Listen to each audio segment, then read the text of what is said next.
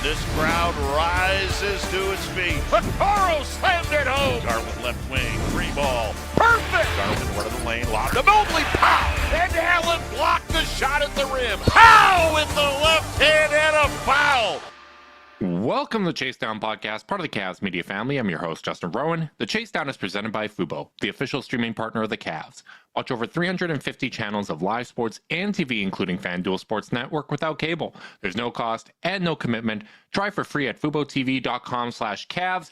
We are doing a Thanksgiving mailbag episode today. No game since we last recorded, but some really important games coming up for the Cavs. They have an NBA Cup game against the Atlanta Hawks on Friday, and then, of course, a rematch against the Boston Celtics, back with Kristaps Porzingis.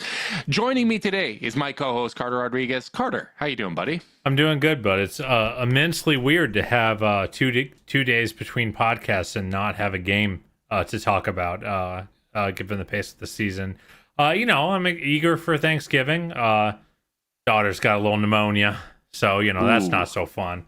But she's been a trooper and has been in stunningly good spirits despite it, and just mostly is laying around like a zombie. So, but we're on the come up. And man, it's such almost is life. the holidays. It's almost the holidays. You'll be laying around looking like a zombie in no time as well. You'll get to enjoy some time off. I'm sure your Dallas Cowboys will probably look like that in the Thanksgiving game as well.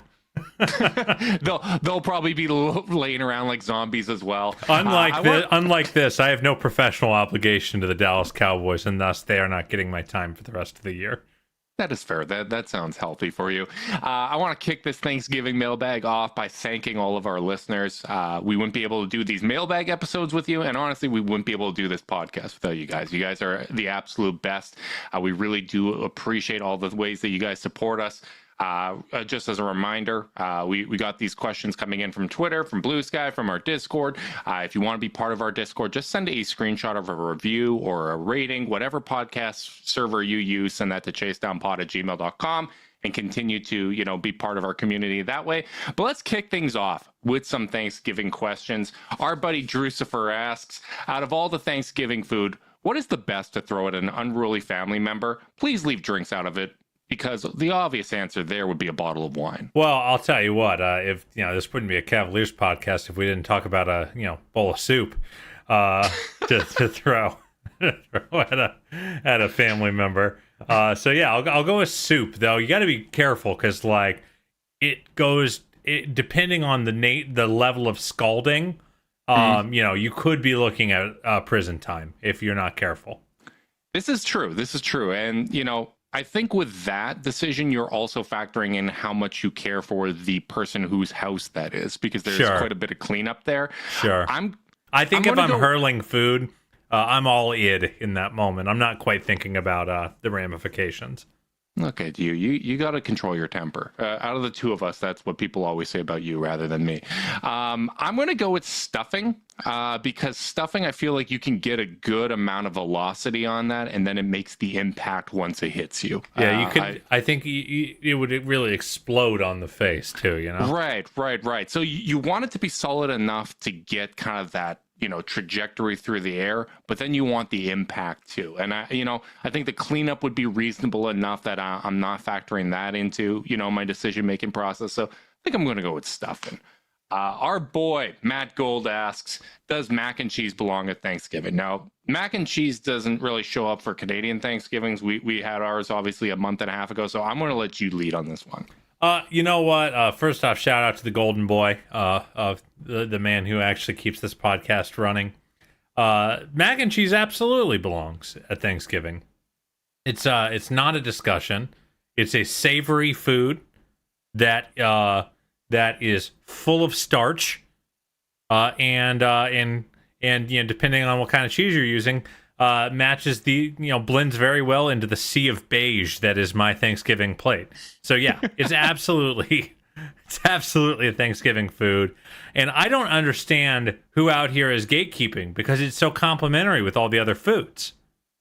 Yeah, like I get the argument that maybe it's a main, like you know, you don't really want it as a side, but for me, like a nice homemade mac and cheese. Obviously, I can't really eat it, or I shouldn't say obviously, but I can't eat gluten, so I'm kind of SOL when it comes to mac and cheese.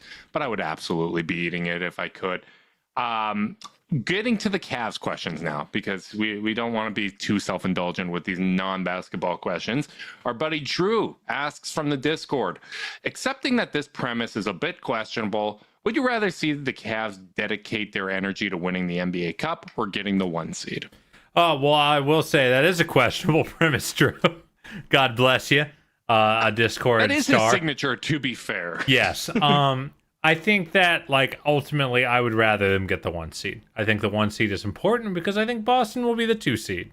And in the end, you know, like, having home court all the way through is important. Luckily, I don't think those two goals conflict with each other one iota, because you win all your games, you will win the NBA Cup, and you will get the 1 seed. So, you know, I think ultimately it's not that complicated, and actually kind of ties into Max Seiko's question in the live chat, which is, would you rather get the 1 seed and be in a tougher side of the bracket, or a 2 or a 3 seed and be on the easier side of the bracket? Same answer. 1 seed all the way, baby. Yeah, as much as I'm very invested in the NBA Cup and I want the Cavs to win it, ultimately we are going to be judged by how we do against the Boston Celtics. And, you know, while Boston's going to be favored in that series, Cleveland has an amazing home court. I think as many games as you can have in that building is going to be an advantage. And, you know, if things break the right way and you outplay them in that series, because, you know, sometimes it just comes down to who's better 4 out of 7 times. If you're the 1 seed in the East, you might be the 1 seed overall. And that might mean that you have, you know, home court in the NBA Finals as well. And, you know, I came into this season doing our preview podcast where I said, this is the first year where it feels like, you know, the Cavs have a legitimate shot to win a title, whether that's, you know, just a 5% chance and they need breaks. I feel like that percentage is moving up a little bit. It's got to be. Obviously, you have to get through what I would argue is the best team in the NBA to do so. But the Cavs are legitimate contenders. And, you know, I think last year I may have argued that I preferred the NBA Cup because I didn't feel like, even if we were the 1 seed, I didn't think that there was enough playoff experience here with this group, and you know, Mobley hadn't made the leap yet, and things like that. I think I would have taken the NBA Cup and been like, you know what, we can give Boston a tough series even if we don't have home court. But with kind of the shifting expectations of this season, I'm going to go with the 1 seed. Yeah, I think that's fair. Like, it's just, again, and they're just not mutually exclusive in the end. They're not. Yeah. You know, you can have both. It's the opposite. Winning the NBA Cup and winning those, you know, group play games is going to help you get the 1 seed. So, you know, more winning, the better. I think at this point, we're getting spoiled when it comes to the winning, but I just want to keep it going. Carter, you have a question from the chat.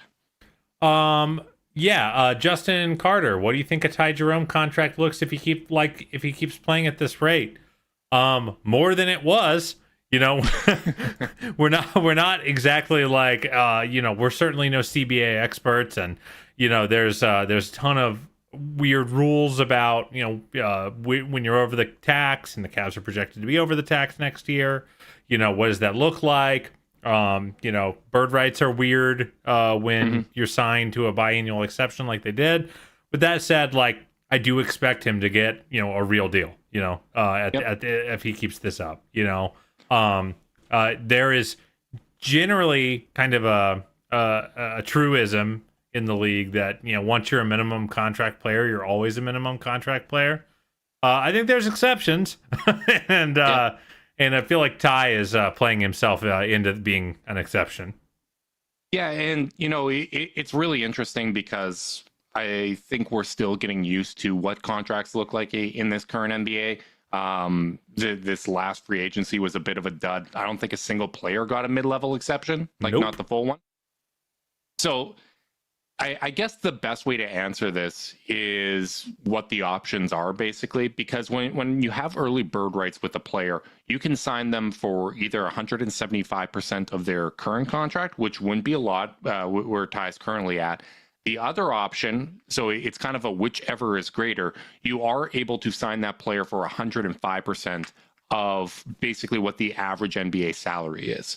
Our buddy Bob Schmidt at the Fear the Furrow podcast did some research on that. I talked to cap people, and they've kind of confirmed it. So in Ty's instance, the greater amount would be that. And I believe they said 105% of the average NBA salary would be around like 13 million. So, I think it certainly gives them options. Who knows? I mean, if he keeps playing like this, we got to talk about Ty for all NBA. We like if there's zero regression, we're going to be winning it. I went ahead and looked up. He's 20th in the NBA in win shares right now. That's a counting stat. That's not even a per minute stat. That's absurd. Like he's been so damn good, but I think the Cavs are going to have options available to them, and I think that's the most important thing. And we'll see what happens. I think even looking back to contracts like Bruce Brown going to Indiana, I don't know if that happens in this new CBA landscape. So I think we're all getting used to it, but the most important thing is that there is going to be options available to the Cavs to retain him, even though he is on a bargain deal this year. Next question coming in from Alex from our Discord. Cavs defense seems to have dipped a bunch over the past 10 games. I wonder what you make of it. I have some possible theories. Is the increased offensive pace causing more turnovers? Is it because of the deeper rotation, more minutes to relatively worse defensive players?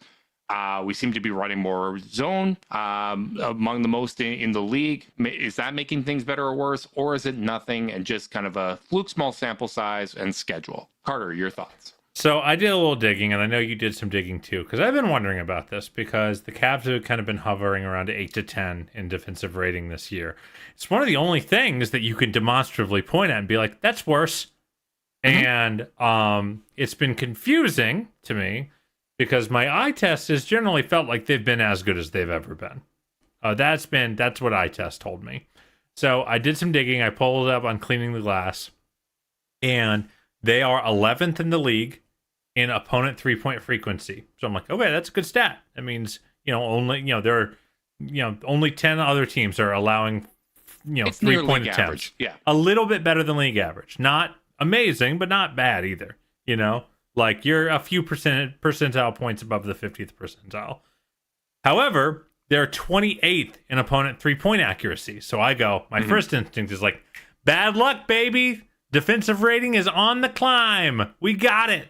And, I do think there's some of that. However, then I went to NBA.com and I checked out the tracking data that shows how well contested you are. Because I'm like, well, I was thinking, well, maybe they're keeping the attempts down, but the attempts they're giving up are really good.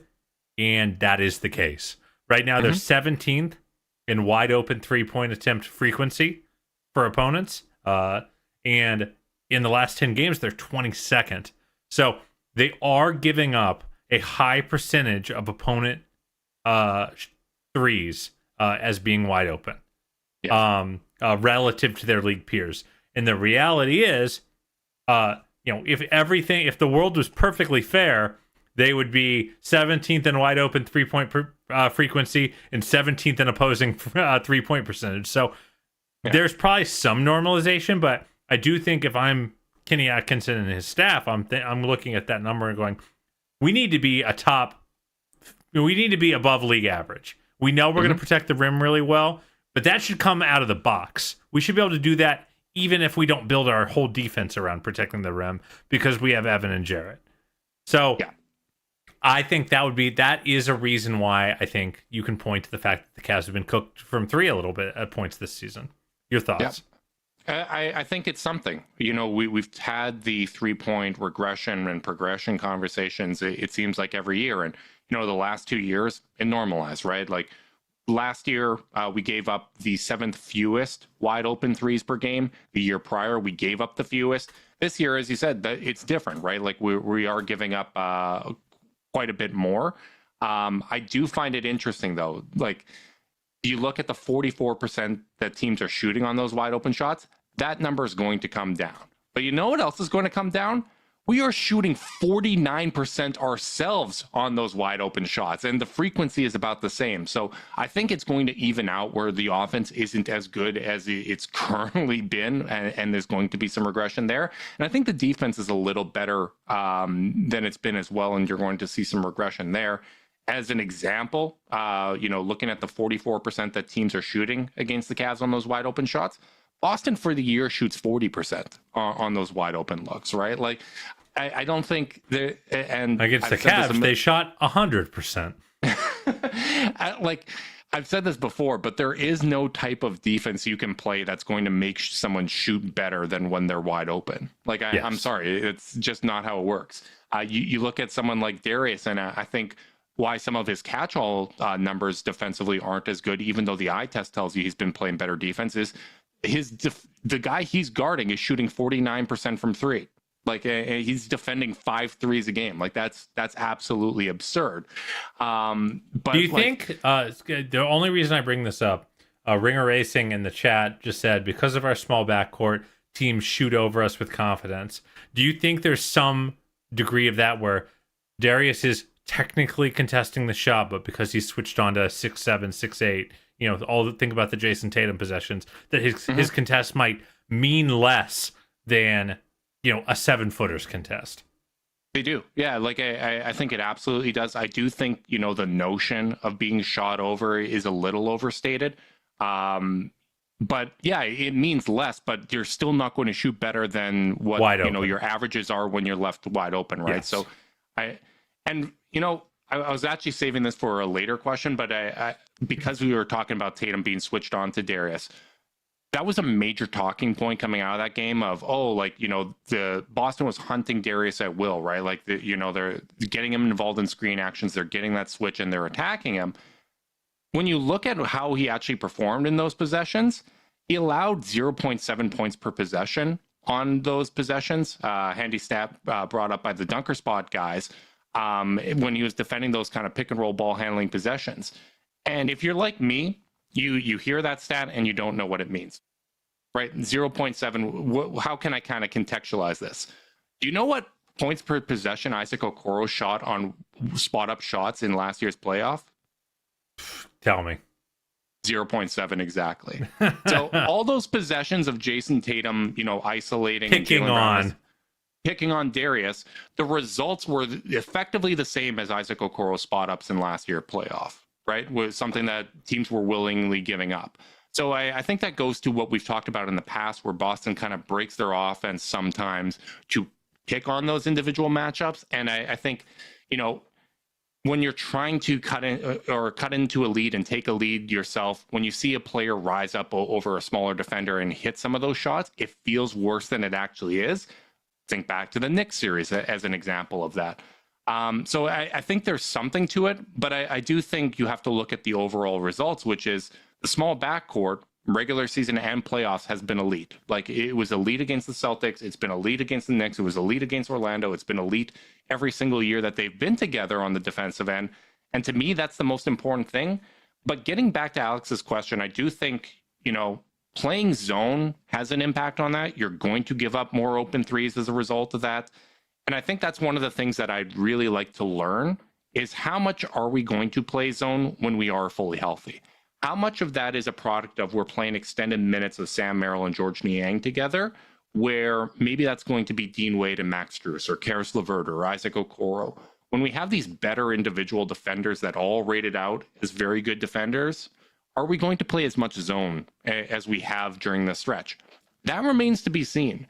And I also think it's worth noting that, like, those guys are going to suppress three-point attempts, right? Like, Isaac Okoro does a really good job in those possessions. And, you played Boston without those guys. Like, I think all of that has an impact. So I do think it's something, but I still think, I would file that into the category of a data point we're keeping an eye on. It's something that the team has talked about, that they feel like there's been defensive slippage and they want to improve there. So I would keep an eye on it, but it's not like past years when we've had these conversations where we sat here and we said, they're really not giving up a lot of these attempts. It's going to normalize, and the numbers did. Yeah, I think there's more smoke than in years past, which is funny because in years past the team was worse.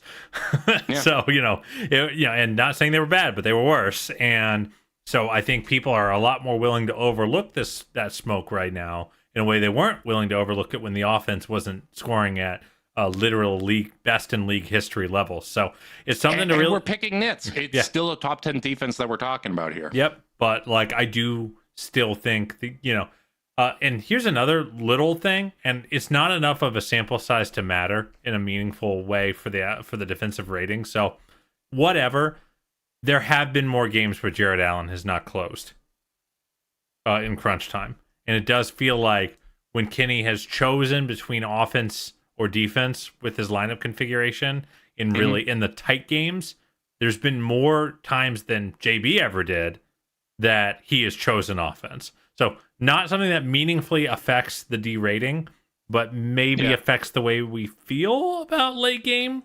Was it just the Boston game? No, like, it's I two. feel like it was two just or three. the Boston game. 2 or 3 he's done. Okay. The Nightmare Jarrett game, I forget which one it was. But he didn't close in that one either. So just right. It's not even a data point. I wasn't even sure if I wanted to bring it up because it's so small, but it's just a thought that maybe No, I think that's what we do in this podcast, right? Like we think out loud, and I think outlining our thought process and what variables we're considering is really important for our audience, right? Because we like to be transparent about where we're wrong, and when you show your work, they can at least see, and we can see and have discussions about, okay, what were we overvaluing? What weren't we valuing enough, right? Like I think all of that is really, really important, and that's a smart point to bring up. Yeah, I'm full of them. You're full of a lot of things. Next question, Carter. Oh, I'm reading. I'll go back to the YouTube chat. Rorschach asks, "How do you see the rotation changing when everyone gets healthy?" I think we're still going to go deep most nights. That would be my expectation. I think the two guys that would be most kind of on the fringe would be Sam and George. I think fully healthy, Dean Wade is going to make it hard to keep him off the court. I think even though when he was starting, he wasn't playing starters minutes, I think you want to keep him around that same minute load. Like I think you want to be getting him 20 minutes per game, and a lot of that's going to come at power forward. And I just feel like when it comes to Sam Merrill, what he brings as a movement shooter is very valuable, but even though Strus isn't as good of a shooter as him, he brings so much else to the table and has more length and has more defensive chops. I just kind of feel like those guys might be the ones that suffer, but I still think it's going to be a 9-10 man rotation. And when the Cavs are playing as well as they've been playing, there's going to be a lot of garbage time. There's going to be opportunities, and you're going to have nights where guys aren't performing, and that's going to open the door for other guys to step up. So something I've noticed about Kenny, especially as the team's health has pared down a little bit, and he really only has 7 or 8 of his opening night rotation available to him, is that he'll still play 9 or 10 guys, but those guys have to play well in their shift to get to play again. Like on the last game, Craig and Jalen got a run. They played about 6-7 minutes. Didn't go very well, and we did not see them again. So, to that end, what I think is going to happen is I think Kenny is going to play 11 guys in the first half of regular season games. And I think he will play 8 or 9 in the second half of those games. So, you will have more guys playing an individual 7 or 8 minute shift and maybe not getting back in.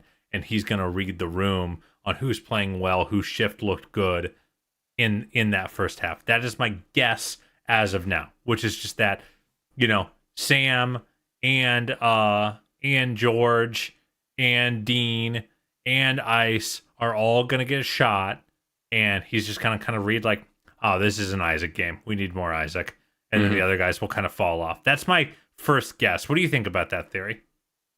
I'm going to disagree. I think we see the same number of guys getting in the first half. It's just rather than, hey, they didn't have it the first shift, we're going to tighten up the rotation in the second half. It might be that's where 10 and 11 get in, right? Like that's where, all right, like Isaac didn't have it tonight. We're going to give Sam some run in the second half, right? Like we're looking to get a spark here, or, maybe Georgia is bringing that. I think that might be the way that this goes rather than expanding the first half rotation. And, maybe sometimes it still tightens up in the second half. Maybe you are playing a Boston or another one of these top teams, and you run the shorter rotation. But I think 11 guys in a 24-minute span is just really, really tough to do. I mean, in any Steve viable Kerr way. is doing it every night for what it's worth. And like they're running an 11-man rotation. Steph still gets his 30-ish minutes. Wiggins typically gets his 30. Draymond gets his 30. And it's just you have right now when he's running a functional 8 to 9-man rotation that can expand to 10 if you play well in your first half shift.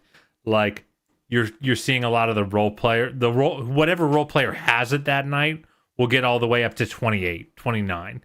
You don't really you're not going to see that if he was running 11.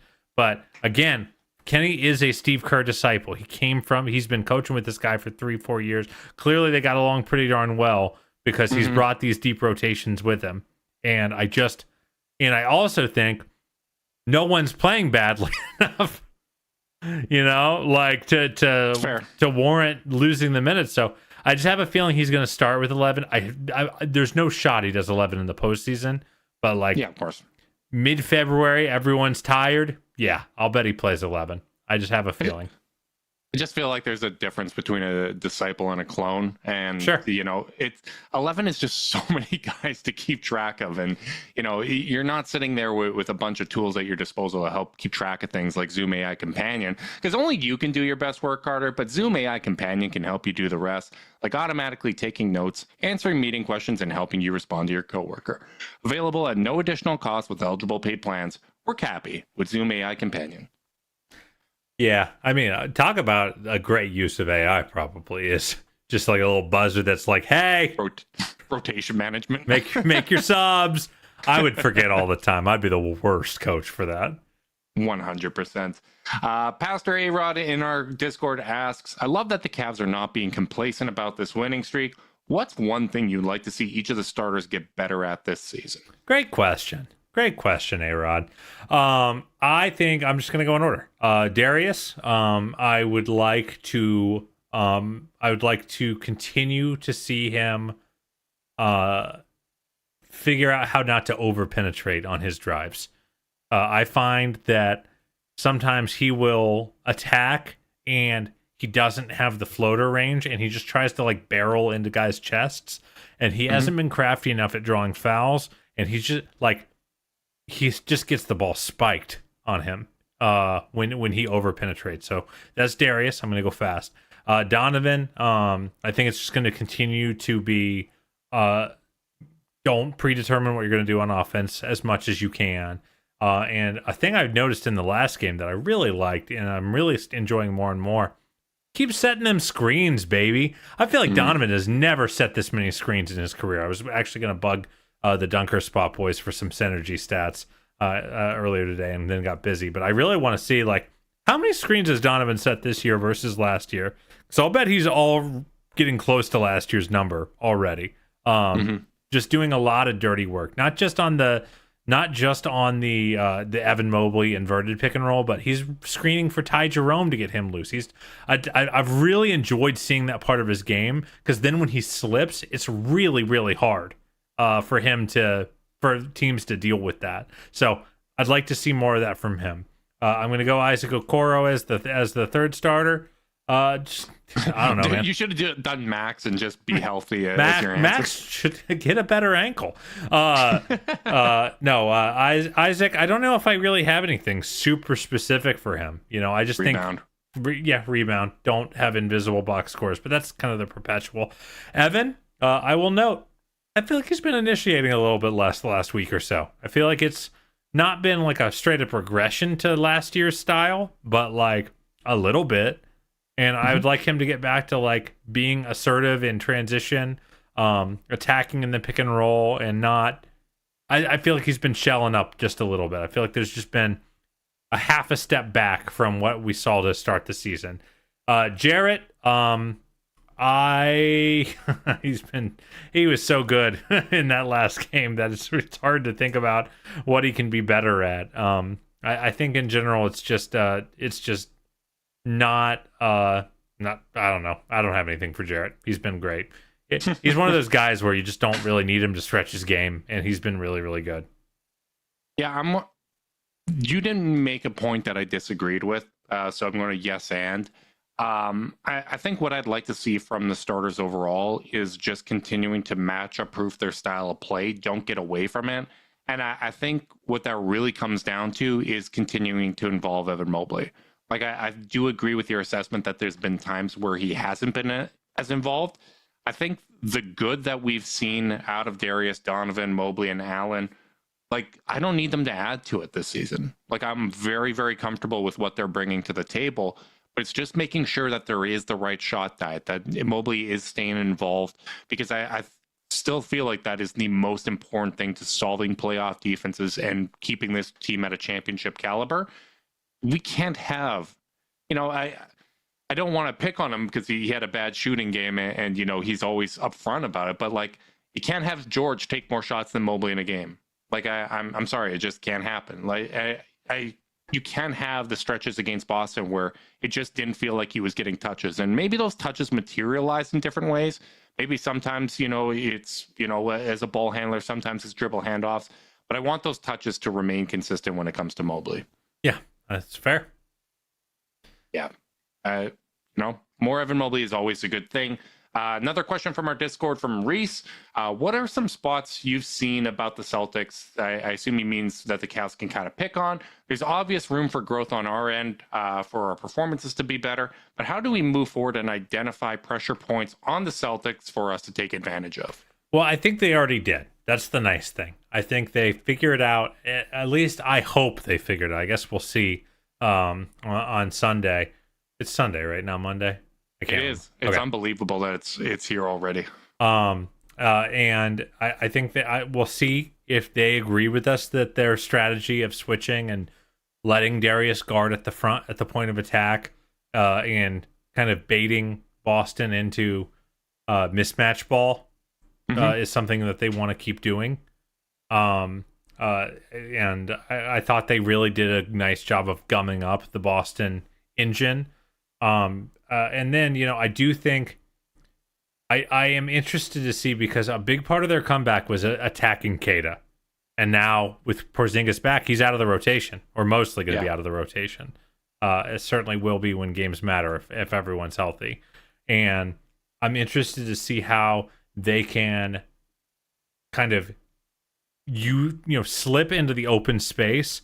But I think the biggest challenge for them is Boston does such a nice job of switching, of staying home at the point of attack, and gunking up off-ball stuff that they weren't able to get threes up. I think the Cavs have to figure out what their road to getting at least 35 three-point attempts is, because it's just going to be hard to beat Boston if they're out attempting you by like 15 in a game from three. And, as much credit as they get for how they generate three-point attempts, they probably don't get enough for how well they dissuade them. Part of that is in the form of letting people walk to the rim so far this season, but they just added their rim deterrent in Kristaps Porzingis, who is the best rim protector on the team by a country mile. So I think those are the things that I really want to see, is figuring out ways, whether it's just more slips, guard screens, just to try to trick Derek White or Drew Holiday into making a mistake, or even just pulling guys like Porzingis out of the paint by forcing him to switch up, and just getting him out and then reversing the ball and then attacking. I think those are the things I'm excited to see. But I mean, they're a great team. There's no scab to really pick at here. That's part of what makes them so brutal. Is you just have to execute every play over and over and over again. Yeah, and obviously it's disappointing that we're not going to have Max for that game. We'll see. Really hope we have Dean. Yeah, Chris Fedor did mention today that it's possible that we see Dean and Karras back. At least Isaac's going to be back for that one. But I'm going to be really interested to see what Porzingis does to both their offense and the defense. I think he obviously makes them a better team. And like you said, he's going to dissuade a lot of those rim attempts. But last year, Boston gave up more wide open threes than any other team. And I wonder if playing more small ball with Kristaps out kind of changed how they defend. And maybe the 3-point arc is going to open up a little bit more now that he's back. Or is he going to be playing more drop rather than coming up to the level like an Al Horford or some of the other guys they played there? That's going to be really interesting for me to kind of identify. But when it comes to the Cavs defensively, like I really, really feel like just play your base defense for the most part. Like, don't overcompensate. If someone lights you up in isolation, live with it, man. Like, Kawhi Leonard won Finals MVP with LeBron scoring 30 points per game on 50% shooting and like 55% from three, right? Like, he made him work for all of those possessions, and it got Miami out of their offensive rhythm. If they are hunting DG, if they are hunting Donovan, like, that's going to happen. They're smaller guards, and typically when you are at the point of attack, when you are a guard, you're getting involved in a lot of defensive actions because guards are the ones that are initiating that. And I just kind of trust those guys to hold up in those situations. You look at DG as an isolation defender the last few years. He's 55th percentile this year. Last year, with everything going to hell, he was still 63rd percentile. Was 44th the year before that. Like, he holds up in those situations. If you look at pick and roll ball handler defense in the playoffs, which I think is indicative of teams trying to force those switches, it was one of the few things that went well against the Knicks. He was in the 91st percentile in terms of how he defended those possessions. And like the points per possession are at a stage that you can live with. I'm going to live with that. I trust the help defense that the Cavs have. And if we're talking about the fully healthy rotation, you know, outside of Darius and Donovan, if the next 4 in a 9-man rotation are Ty Jerome, Max Strus, Isaac Okoro, and Dean Wade, the only players under 6'5" are Darius and Donovan. And we already know that they've held up well in a playoff series. So I think you're going to have length. Tough shot makers are going to make tough shots. It doesn't matter if you are 5 inches shorter or 5 inches taller. Like, you know, Kyrie was shooting over Clay, and Clay had a lot of length on him. Like, that's what pure scorers do. But if you're getting them out of their offensive rhythm and they are creating it, you know, hunting switches, attacking in isolation rather than, you know, generating easy catch and shoot looks, there's a cumulative effect. There's a cumulative fatigue that's going to, you know, occur in those situations. So, you know, I don't think there's any, you know, weakness really to expose with the Boston Celtics. It's just about baiting them into their worst habits and executing, as you said, over 48 minutes and hoping that, you know, you just played better on any given night. Yeah, and by the way, like, to your point about staying in the base, and I'm not saying you're saying this at all, but like, it doesn't just mean stay home at all costs. It doesn't mean don't help. The only way to beat a team this good is to help and recover and do it right every time. You know, like, you have to still be able to take a step in and dissuade a Jason Tatum drive because he's too good as a driver. He will, you know, if you play one-on-one against Boston all day, you will eventually lose that way too. It is the finest of lines that you have to try to walk, where you are helping, you are recovering, and you're also just holding up as best you can at the point of attack as well.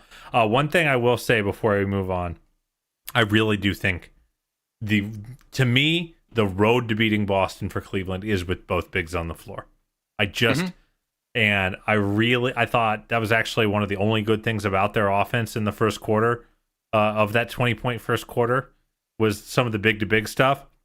I thought Evan was great in the third as a lone big, but like, I think the way you can short circuit the Boston system is you switch at the point of attack, so you guard like hell and try to stay in front of guys, funnel them to your help defender, and ideally you've got 2 elite rim protectors that one of them can protect the rim, the other one can help rotate, and you don't just get into mismatch hell or get on a string getting whipped around the perimeter. Like, I just think they matter.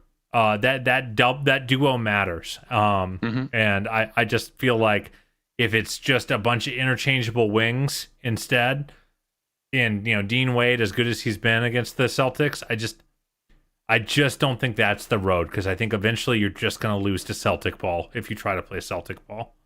Yeah, I think drawing on the lessons of the past is important. And, you know, thinking back to 2016, like, you kind of have to play your style. Play Play what makes you special as a team. And when you're playing another great team, which the Boston Celtics absolutely are, some nights it's not going to go your way. Some, like, thinking back to that finals, there was a lot of 20-point blowouts both directions. Like, that is the nature of the league. That's the nature of this sport. It's become even more so with the increase of 3-point volume. Like, you kind of have to have faith in what you're doing and just kind of trust that, you know, they're going to throw their punches, you're going to throw yours, they're going to have their blowouts, you might have your blowouts as well. You just got to do it 4 out of 7 times. And I think that's why things like home court matter so much in those situations. Next question comes from our buddy and occasional co-host of the podcast, Jeff Nomina. Why do we think the core four has fairly mediocre net ratings, especially on offense?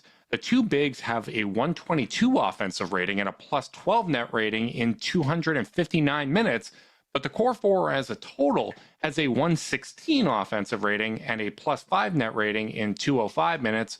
Carter, I'm going to take this answer here. I'm just gonna go ahead and walk away. Lineup data, baby. So looking at cleaning the glass that filters out garbage time and whatnot, it actually is less favorable to the core four altogether. It's a 4.9 net rating in 426 possessions.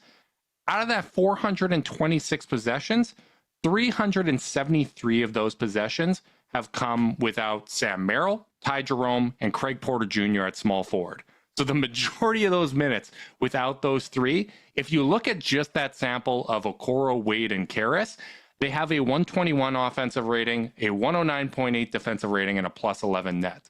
When they play with a small forward, it's a very, very damn good lineup on both ends of the court. That's a great poll, brother. It goes to show you that even in a sample size of 426 possessions, 50 possessions that went incredibly poorly is enough to swing those numbers in a dramatic way. That's why, you know, we wait for a lot of the lineup data to get enough possessions to really kind of read into. But, you know, in particular, if you look at the Okoro lineup, 122 offensive rating, plus 12 net. The Karras one has been amazing. Only 42 possessions, but 160 offensive rating and a plus 46 net. The Dean lineup hasn't been good this year, which has primarily been on the offensive end. But, you know, I included Wade's numbers in there, even though it's a net negative lineup, just because, all right, let's illustrate what it looks like when, you know, someone that's actually going to play small forward for this team is playing. The one thing I'll mention, just in the, you know, to be fair here, none of those guys played against Boston. In all likelihood, the defensive rating was going to suffer by those guys playing against Boston no matter what. Like, it probably wouldn't have been as bad as Sam Merrill playing small forward or Craig Porter Jr. or Ty Jerome playing small forward against Boston. But that team is going to shell just about anybody, and that would hurt the numbers. So I just wanted to say that, you know, in the interest of being fair there. But I do think it's noteworthy that whenever the Cavs have played with the small forward, they've been great on both ends of the court. Yeah, I just think ultimately, first off, you nailed it. I don't really have to say anything else. But I think this is a thing where the sample just is going to be moved by very, very small, finite things. You know, it's like I mentioned, like against the Raptors, they missed like 13 free throws or whatever it was. And if they made 13 free throws, their offensive rating would have been about 13 points better. Like, that's like the difference between a bad one and a really good one. And so these things are really volatile. But ultimately, I think proof's in the pudding with those numbers. I think when they actually play with a small forward, it's quite good.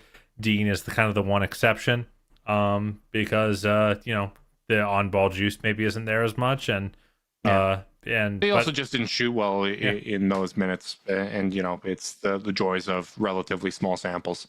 So I don't know, man. I still really like that, and I think if nothing else, the fact that the two big offensive rating with one guard is in the 120s shows you it's not like adding either Darius or Donovan to the alchemy is like, tanking it.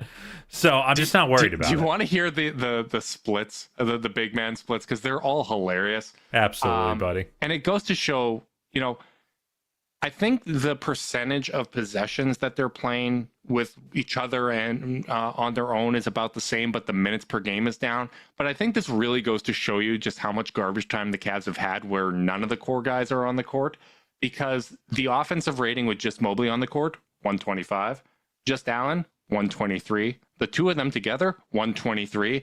Like, each one of those would be the best offense in the NBA. Like, they are just killing it with those bigs on the court. Yeah. And unless you think that Darius or Donovan is the problem and what makes the two big lineups not work, which I think would be foolhardy, I feel pretty darn good about it, man. So, ultimately, it is what it is. And I think a lot of that stuff is going to normalize. Kyle asks, has Mobley improved as a screener? To my untrained eye, it seems like he has, but I'm curious what you both have noticed. I'd say yeah. I don't think he's a good screener, but I think he's an adequate one, and that's kind of a big step. I looked at kind of the roll man numbers, points per possession. It's 1.03 versus 1.01. So, finishing out of those situations isn't dramatically different.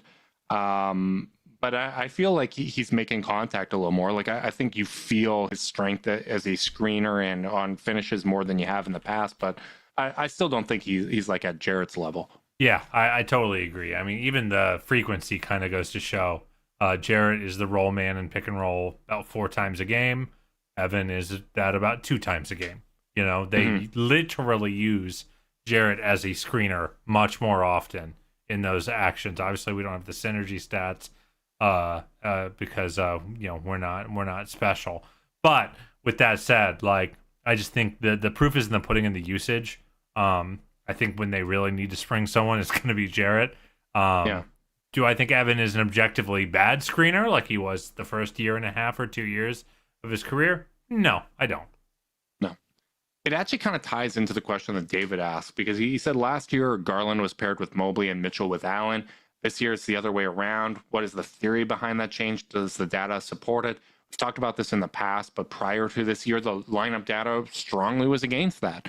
It was a pretty dramatic difference. It is funny. This year's data is enough to kind of flip them all to positives. Even if you look at like the 2022 through 2025 data, they are all net positives, and that wasn't the case before. But I do think the screening is actually part of my answer, because I think in the past, when Mobley was paired with DG, Darius is the best playmaker on this team by a wide margin. And I think by putting him with Donovan, it's a way to empower him to initiate offense, to continue to get Donnie those off-ball, touches and possessions. Whereas Darius is just such a good pick and roll ball handler. Like, there was no reason for it to not work with Allen. It worked incredibly well in the year that they were both all-stars. So I almost feel like the switch was to force Mobley's hand to be more active as an initiator and as a participant in the offense in those minutes. But that's one of those questions that I'd love to ask Kenny about the reasoning, because as a lineup data guy, it was just very, very interesting to me that coming into this year, it didn't support it at all. Yeah, it's one of the things that's kind of stuck in my craw all season, because I don't really know why it's working.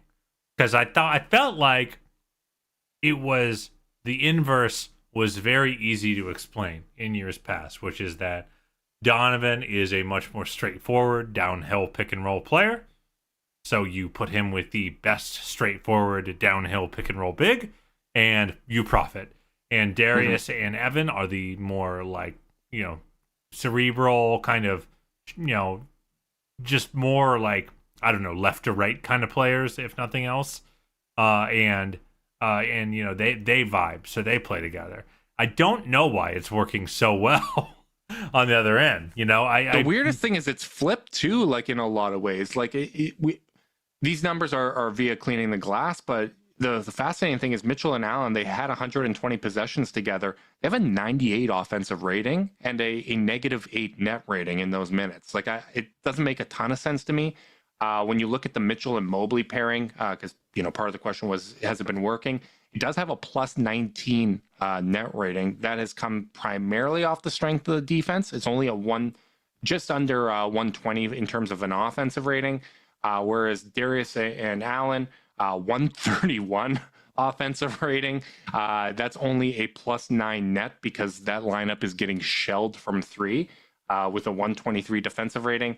And then Garland and Mobley, they haven't played a lot together, only 71 possessions, but they do have a 144 offensive rating and a +14 net. Yeah, I think ultimately maybe there's just a degree of like Darius gets freed up by the better screen setter, and Darius in space really, really benefits from that, you know, because when Darius has an advantage, it's just kind of game blouses for the other team, and you know, maybe Donovan is able to exist in that space. Evan can attack a little more.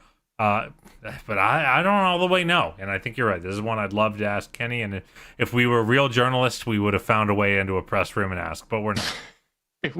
You know, we're just not ambitious enough. And yeah, it's fascinating to me because the Donnie only lineups have been winning on defense. The Darius only lineups have been winning on offense. That does track with my eye test, by the way. Yeah, it's 500 possessions now for each of them. The just Garland minutes have a 134 offensive rating and a +12 net. The Donnie only lineups have been kind of struggling on offense, relatively speaking, with 117 and +15 net. But, you know, all of those net ratings are fantastic. I expect it to normalize. Like, I expect the Mitchell lineups to get better offensively and worse defensively. I expect the Darius lineups to come down to earth offensively because 134 is impossible. I can't believe it's that high through 500 possessions. But I expect the defense to improve there as well. But, you know, when you're winning, you're winning. When these lineups are working, they're working. But I thought the screening actually really did tie in well to David's question. Yeah, absolutely, man. It's been, that's the nice thing is there's just not that much stuff that isn't working. So you just don't need to really worry about it in the end. I thought that was an interesting question. Dave emailed us and asked, wondering what we think the maximum minutes Ty Jerome should play is. If he keeps being a light out player, would you test his minutes or test his limit? And I think my answer to this question is, I think the only germane answer to that question is what's the most you would play him in a game and in an individual game, because I think the rotation is just going to bear itself out most nights, and he's going to be between 20 to 30 minutes most nights. And I think my max is whatever the team needs. Like, I could see a playoff game where he plays 32, 33 minutes, maybe even more. What do you think? I could see that. I was actually fascinated to kind of look at the numbers. Darius and Donnie are only playing 17 minutes together this year, and Mobley and Allen are only playing 15 minutes together, because I wanted to look at that first, because I'm like, if Darius and Donnie, going into the playoffs, I expect that to be around 20 to 22 minutes per game. If they're playing that many together, how many does that realistically open up for Ty Jerome? You know, he could be playing some small forward, but I think if this team is fully healthy, I don't expect to see a lot of that, maybe at most kind of a 5-minute punch. So that kind of puts a cap at maybe, you know, the high 20s to the low 30s. And also, like, I think one of the benefits to this current role is it helps keep him healthy. This is a guy that has missed a lot of time over his NBA career. And, you know, whether it's keeping his minutes down, whether it's keeping Karas's down, whether it's Max's once he comes back, like, I think keeping these guys healthy and sharp, it helps enable how effective they've been. And I'm 99% sure that Kenny, when he was doing kind of his start of the year press conferences, talked about, you know, the Olympic experience and how guys, you know, they'd come in for 6 minutes, they'd play incredibly hard, then they'd come out, and then the next guys would come and play full speed. It feels like the Cavs have adopted that mentality of, hey, we're going to play fast, we're going to play really hard for the minutes that we're out there, and we're going to be getting breaks. And I think keeping them in that space means that there's going to be diminishing returns if you start dragging these guys, especially, you know, reserve players, giving them a ton of minutes, because they're not going to be able to play as hard and they're probably not going to be as effective. But I agree with you. I can see getting to like the mid 20s and maybe even low 30s, depending on the matchup and what the game's calling for. The other thing that I'll say is the fact that he can play at an elite level next to Darius or Donovan and can kind of chameleon his way into whatever he needs to be for that duo bodes really well on if you're having a playoff game where one of the two just doesn't have it, you know. neither are going to get benched in a playoff game. I would suspect, at least to the tune of 15 minutes. But you could see a game where Darius or Donovan are just having a really rough game, and Ty just ends up closing over one of them if things are really, really just not going. Actually do think, Justin, and I wonder what you think about this. I think if the team had their wings, Ty would have closed against Boston. I think so. I think Darius probably would have sat because it just was so not his game. And I think maybe I'm wrong, but I think Kenny has that kind of equity with his players where if he really knows that a guy just doesn't have it and he doesn't have his legs, that he can get away with doing stuff like that. So I think the number could get real high on a night-to-night basis, but the reality is no one's numbers are that high on a night-to-night basis. And I'm starting to think even more that if people are expecting Kenny just to go from 10 or 11 down to 8 in the postseason, I don't know if he will. I think it'll be maybe down to 9. I just get the impression this is just how he believes. This isn't I don't hear him saying that I play 10 or 11 guys so I can give everyone rest. It seems to be I play 10 guys because that's how I think basketball is best played. Yeah. And Matt asked this as well. If the Cavs get fully healthy, do you bump someone from the rotation for Strus to squeeze them in or rotate rest days? Will Jerome get to 20 minutes a night? And that ties right into what we've been talking about and what we touched on before. But I agree with you. I think it's going to go down to 9. And if I had to guess, it's the starters with Max. It's Ty Jerome, Isaac Okoro, Karis LeVert, and Dean Wade. Yeah. And, from there, you can mix in a Sam Merrill, you can mix in a George Niang, but I feel like that's going to be your first 9. I just like what that 9 kind of brings to the table. And, I think a lot of nights you are going to go to 10, 11. And I think this team is good enough that if you have all those guys and you're playing like that, there's going to be garbage time. But yeah, that's kind of how I expect it to shake out. Yeah, those are the clear 9 to me. Yeah, totally agree. Well, going to try to speed through these questions because I hate any time that we leave any on, the cutting room floor. Steph asks, who's the next 3-4 or 4-5 big man that the Cavs are developing with the charge that you think has a chance to make to the Cavs roster? Do you think he will see playing time this year with the Cavs, which kind of ties into the question that Jay Quest asked in our YouTube chat? Do you think Thor is ready to start taking some of the would-be Dean Wade minutes? I assume he means kind of in this stretch. I will say I think the most ready out of the two-way guys is JT Thor. He is someone that's played a lot of NBA minutes right now. I don't expect him to be getting kind of those Dean minutes. It sounds like Dean's going to be, coming back in the near future, but the short and very boring answer is no. I don't think that any of the two-way guys are ready for minutes this season. I think this is, we've been talking about the rotation a fair bit tonight, and it's deep. There's a lot of good NBA players in it, and I think those guys getting the developmental minutes and getting to work with the Cavs shooting coaches that have, countless success stories over the recent years, I think that that's really beneficial to them. But, moving forward, I can see JT Thor, Luke Travers, and, even Amani Bates potentially competing for roles in the future. I will slightly zag and say that JT Thor is ready for NBA minutes, but not on this team. He ain't. The team's just too good, too deep, and I watched him be a relatively helpful NBA player last season.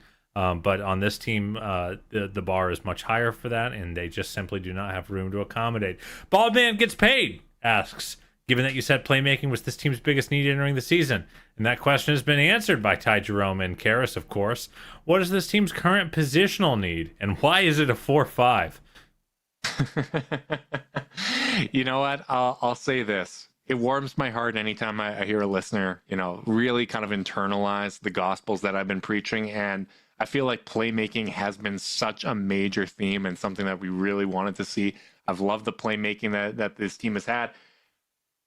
I feel like a 4-3 is kind of the most necessary thing. Like if I'm looking at this team's biggest need, someone that can play either at the power forward position or slide over to the 3. If I'm looking for an archetype to bring in would be ideal. You can find a 4-5. I think, the theme there is positional versatility. I kind of feel like as much as I want to add a center, and maybe there's an opportunity to do so on the buyout market, if the standard we're holding ourselves to is can we beat the Boston Celtics, there's no backup center you can bring in that's going to insulate you against an Evan Mobley or Jared Allen injury. Like it's kind of like if you lose your starting quarterback in the NFL, like you might still win games, but you're not going to win a Super Bowl with your backup. Like it just kind of is what it is. So I think my future planning goes more to best case scenario. And to me, that means, if I'm looking at an archetype, it's a 4-3 that can protect the rim, that can space the floor and give you some defense. I still like a 4-5, especially if the roster is mostly going to stay as it is, if you're just looking to purely add to the roster on the buyout market, etc. Because I don't foresee a buyout that can crack the rotation, even if things go awry when the team is fully healthy. If the team's fully healthy, I don't see a Marcus Morris getting in. By the way, they weren't fully healthy last year, obviously. But so on that end, I go 4-5, but for the reasons you kind of mentioned, I totally understand. But the only caveat I'll make is it's not just injury. It's what if Evan gets 2 BS fouls in the first quarter and then picks up a third, and then all of a sudden you're like, well, it's Dean at center for the next 6 minutes, and like that's just I just find that to be a dangerous game. So I would like just a little more insulation than Tristan at that position, and just that's fair. And more than anything, I just would like a different archetype.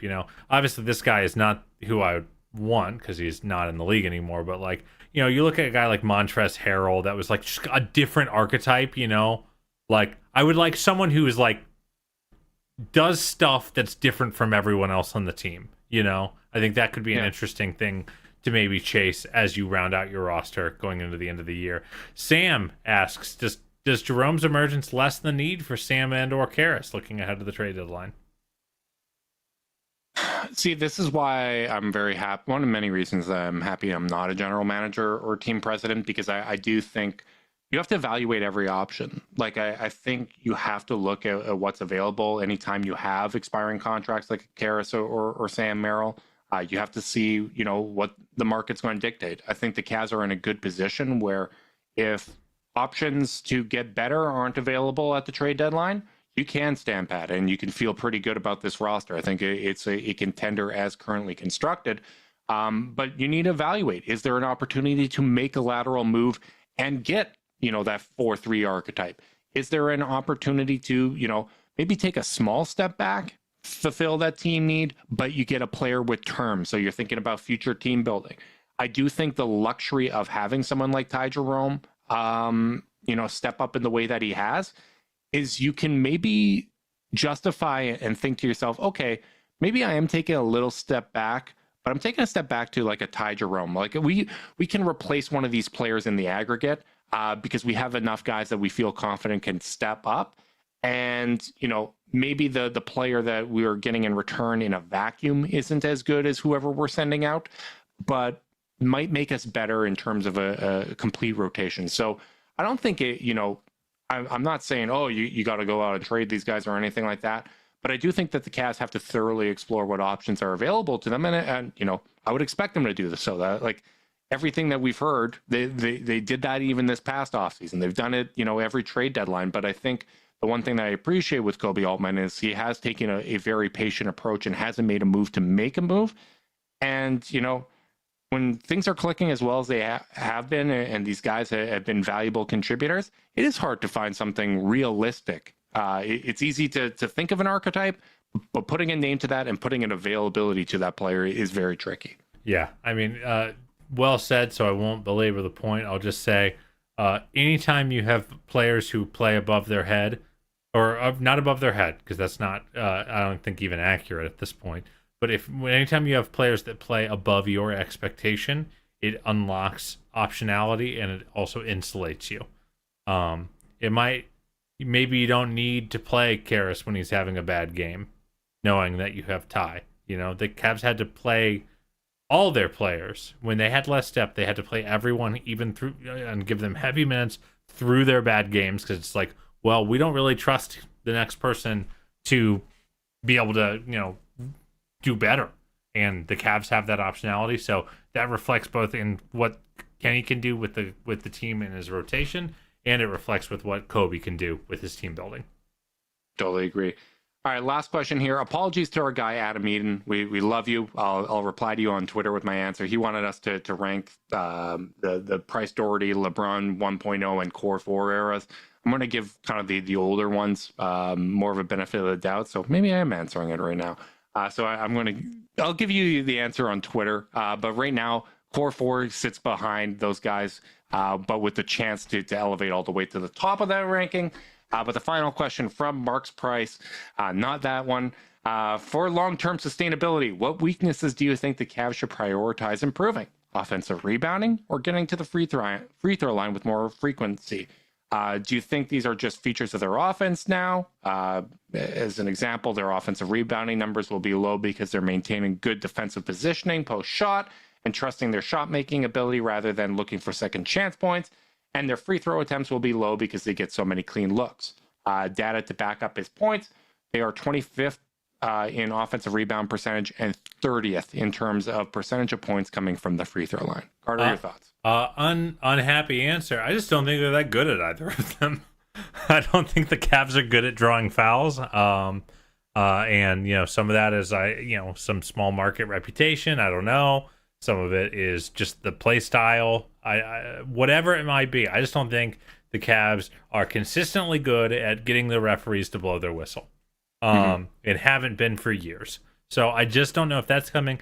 And I also don't think this team is a great offensive rebounding team. I think, Evan. But what should they prioritize improving? What do you think either is possible to improve? Through increased focus or effort, kind of going into either category. I guess the free throw thing, just because you don't take anything off the table. I think that this team, when it gets into its shell defensively, is pretty impossible to score on over the course of a season. And because I don't think they are elite offensive rebounders anywhere on the roster except Tristan, you are going to have to go out of your way to improve that one. So I guess I would pick the free throw rate, but if either of these are above league average by the end of the year, I'll be surprised. I agree with that portion of it. I will say offensive rebounding percentage for me. I think